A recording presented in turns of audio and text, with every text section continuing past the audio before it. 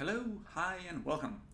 This is the second part of the video. In this one, the first one you saw the end result, and the second one you usually go over and through the project to see how I made it and to give you a better elaboration on what you get when you, well, buy the source files, the project files. So, this is the phone in question, the phone that started the project. As always, it was video. This was an image that I saw on the ArtCollect Twitter, link below, of course, and it just caught my eye and decided I want to do it. Basically, simple as that. And it had an interesting curiosity to it.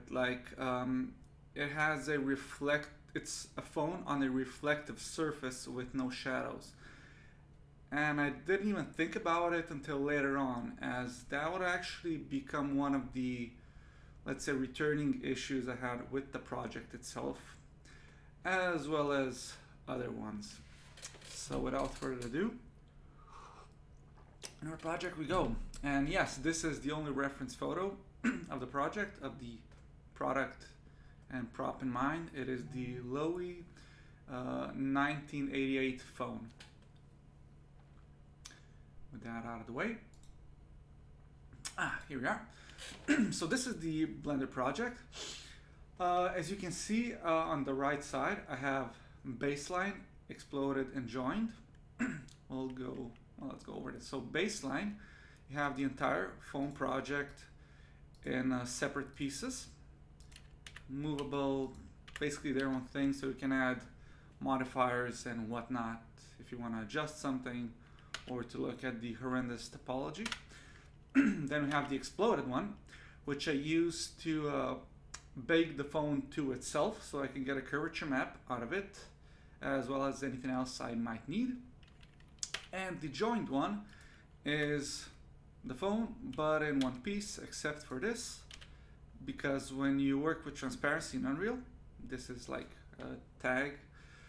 This is supposed to be transparent, so this has a texture of its own, thus it's a separate object. So back to the beginning. So for this project, I started with FSpy. It's basically a Blender plugin, or it is a standalone piece of Blender software in which you work with, let's say, the X, Y, and I think Z axis. And depending on where you place them, you're supposed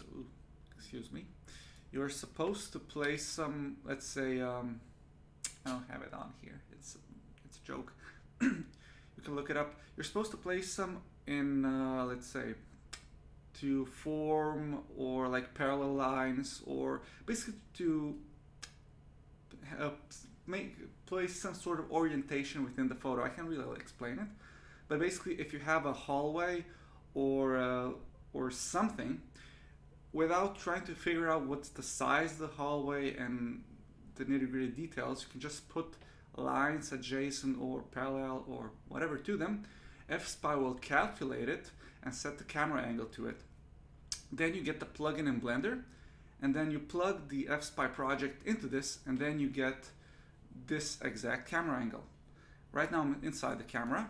If I press 0, I will jump outside the camera angle. Now I made a mistake. I switched the X and Y axis, so my camera is actually down here looking up instead of up looking down, but that's really not a problem. It's more or less a nuisance because when I modeled it, I had to work from the bottom. I could have fixed that. I didn't. Moving on. So yeah, when you press 0, you get into the camera view. You can move it as much around as you want, but you don't want to do that. You want to have it locked or just set in a certain position. Now, how do I go about doing this phone? There's an entire time lapse. So let's check it. Let's go to Final Output, time lapse. So I started off with a basic like outline or shape. Just so you know, I did each one of these steps was made in Blender, then just exported to Unreal, where I had the similar camera angle setup.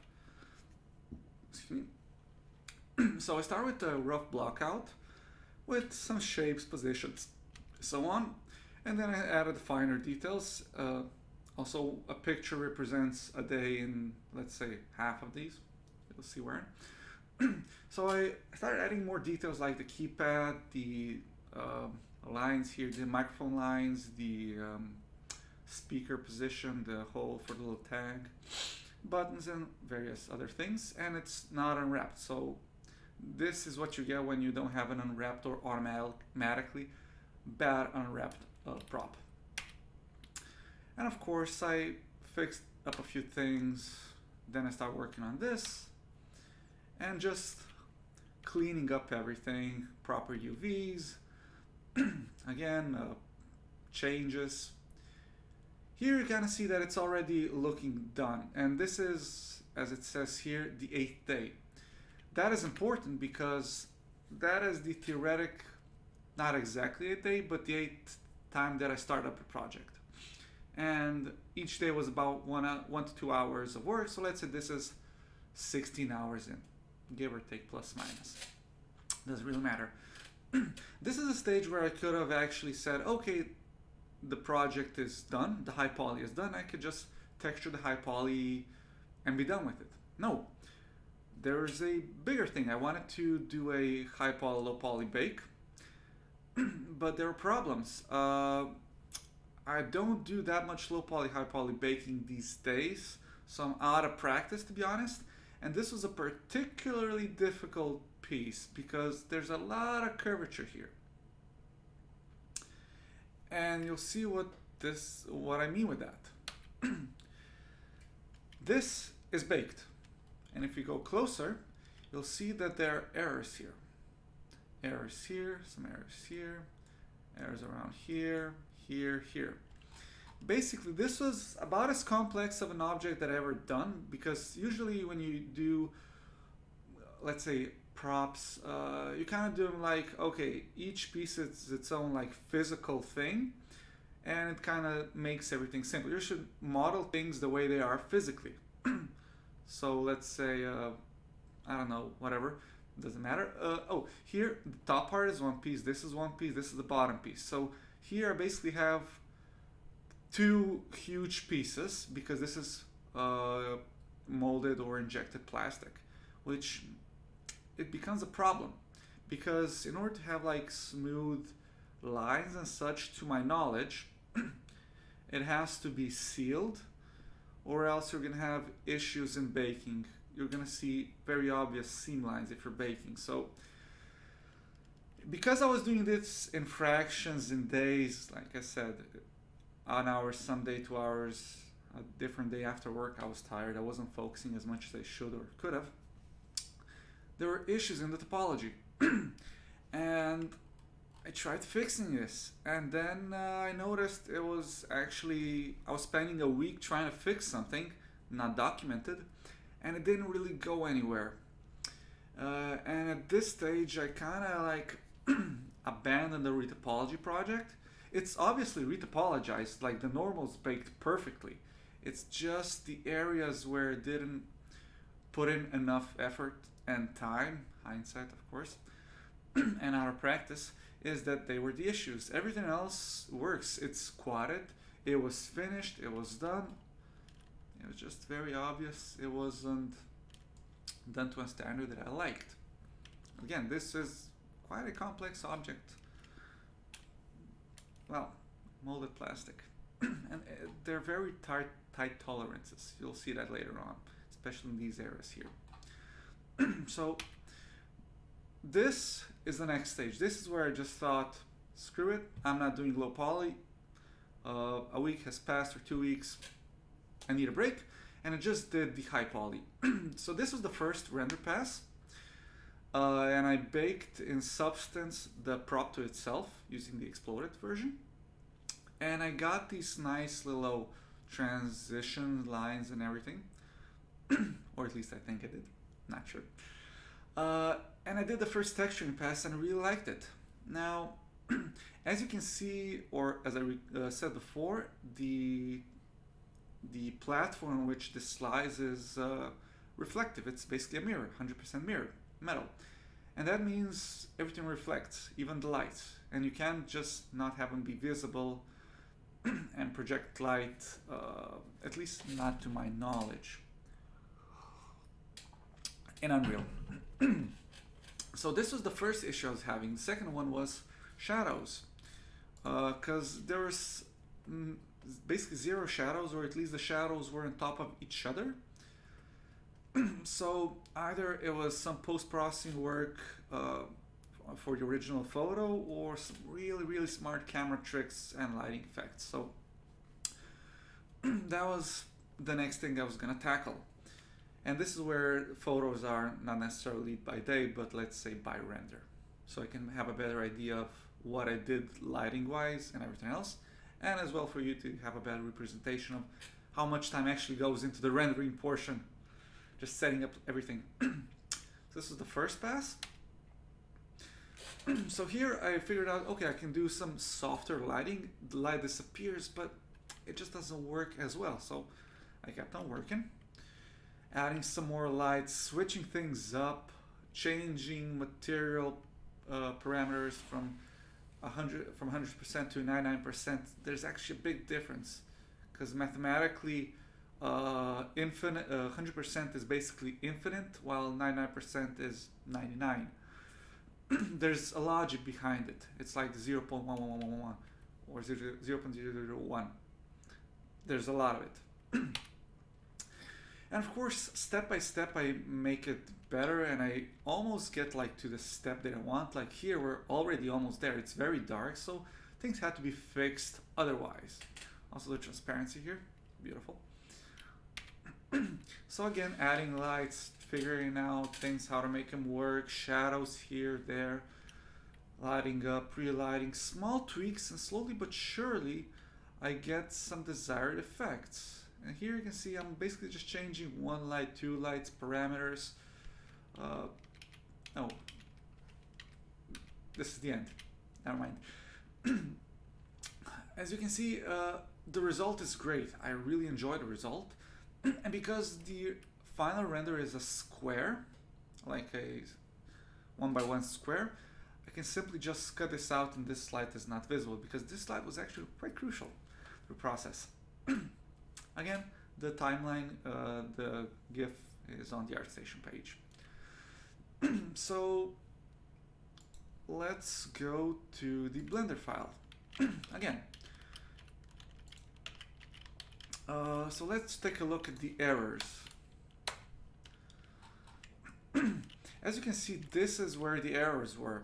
In order to get like good smooth topology and transitions, I was told, well, basically told everything, that you're supposed to have like equal spaced squares, polygons, and so on and so forth. So the project is fine in majority of the places, except in the areas where it's a bit iffy. As you can see, the errors were around here where everything's not as smooth, especially here where it's basically just stretched out, and around here where it's a whole bunch of problems.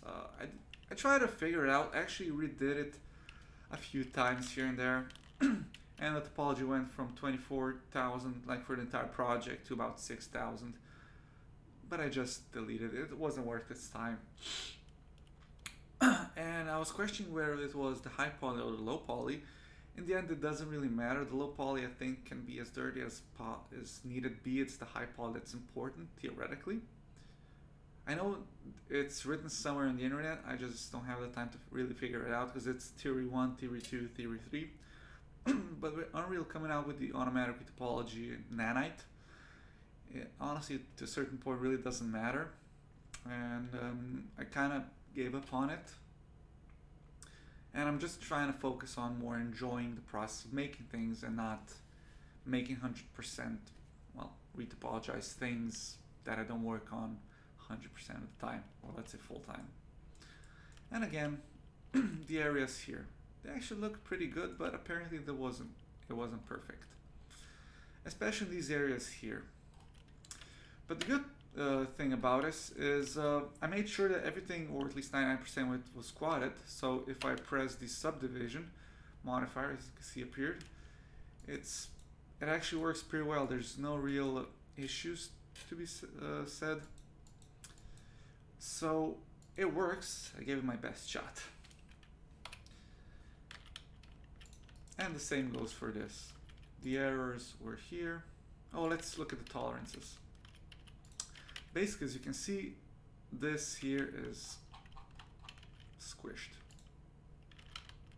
So if I had a better view of this, of how it actually flows, like same here, I could have probably maybe done it better. I'm not really sure, but it just had to be done somewhat like this because there's like a bend here and it has to look smooth. So corners were cut, and as you can see, it's actually visible on the high poly. So the high poly was to blame for this, and especially noticeable on the subdivided high poly. I use a workflow where I use a subdivision modifier to see where the topology is bad, and where you see something like this means you either need more loop cuts or support loops. And as you can see, this can't really be fixed. Like this fixes it, but it's not a solution, because then it just becomes sharp and it brings up other issues. So with that out of the way, let's go to Unreal. So this is the Unreal project. As you can see, what you see is what you get, and it's a bit choppy, at least on my preview monitor. So let's turn off to unlit. Much better. So this project, I actually organized everything a bit more. So you have beauty shot, or let's just close everything down. So you have the beauty shots, the cameras, and the failed video. The beauty shot, the beauty shot is, let's see here, perspective, still camera. It is the original one. I don't know why these are not here. There we go. So this is the beauty shot. This is the exact camera angle I used to make all those renders, just on a different background. The table here is a background parameter, and you'll see that, let's change this. If I change this to metal 0.99 and rough to, I think, 0.01, you'll get the render I got. This is basically it. And you can freely change this in the parameter, and this is the master material. Okay, and the transparent for the little tab. And this is a texture instance on the first video, which rotates. Now, we have, as I said, failed video. Oh, also in the beauty shot, there are also lights and so on and so forth. Everything is compact as much as I could, at least time-wise. So let's go back.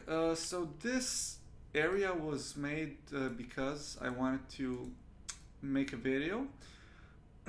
I tried, I think a year ago, like during COVID, I did my flip phone, the Z200, Sony Ericsson, and I had a video planned for it, an entire video spot commercial, but I just couldn't do it because I lacked the skill, the knowledge in cinematics, the cinematics in Unreal, and I wasn't really feeling it. It was a lot of time being used or wasted when I could be doing something else, something more productive. It would have been actually a really good video, but I thought, well, if I'm doing a phone like this, I always do a video. Why not try it again? Which I did. And we're gonna watch it right now.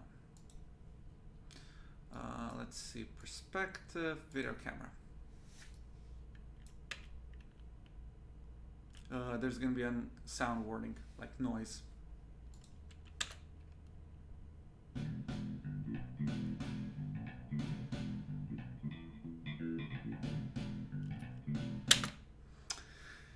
And that is it. The music you heard was Retro Future, cleaned by Kevin MacLeod.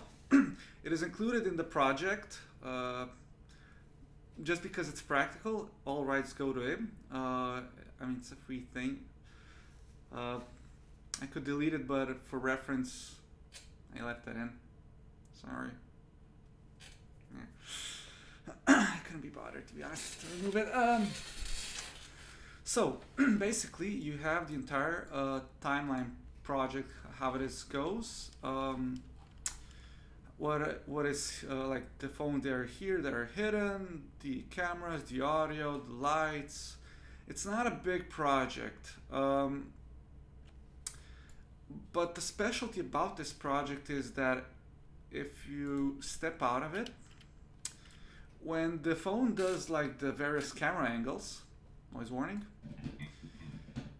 the camera is actually still. It's just the phone that is moving at an instance, like just movement, movement, movement, movement, movement. And I wanted to time it to the music. So again, as you can see, let's go further.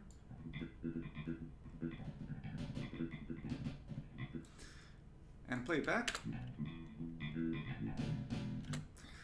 So yeah, it was a really interesting experience and a fun one, just a difficult one to be honest. And with the time already spent on this, let me just see when was the first day I did this. December 5th. No, that's not right. I think it was actually early November, if not October even. This project was just a really big time sink. Regarding everything, you have props here, showcase props, everything is prepared here. It's very compact. Actually, I think I can see here. Yeah, November 4th. It's basically 6 weeks for a project I finished in, where are we here? Let's go. Project I did on the 29th of November. Actually, that's not that bad. I thought it did worse. So basically it took 4 weeks to get from start to finish in 18 hours. Yeah. Anywho, again, if you're interested in the project, $1, basically just buy me a coffee.